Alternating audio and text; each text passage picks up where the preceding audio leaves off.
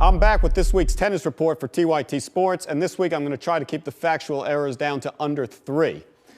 The big tournament this week was the Madrid Open, and the big news from that tournament was the surface, the experimental blue clay. From the beginning, Djokovic and Nadal were whining and complaining about this surface. They kept saying they couldn't get their footing right. And sure enough, Djokovic was I think Nadal was the first to go out.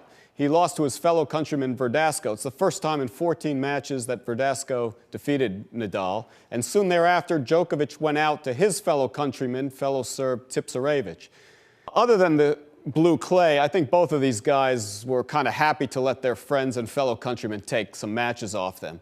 And they both said that they wouldn't come back to this tournament next year if the blue clay was still the surface.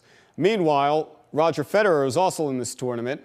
He struggled against the up-and-coming superstar from Canada, Milos Raonic, but Federer prevailed there, and then he went on to the final where he defeated Tomas Berdych. So if Federer takes a tournament, it's been a while since we said that, but I think the real fun story is on the other side of the draw, the women's half, where Serena Williams defeated Caroline Wozniacki, former #1, Maria Sharapova, always #1, not for tennis reasons, and Azarenka, the world #1, to win her first tournament in a while as she comes back from a series of health issues. So that's great news for Serena, and it looks good for Serena going into the French Open and then on to Wimbledon and the US Open. I'm glad she's back and still going strong. I'm glad there's still some life left in Federer's old legs.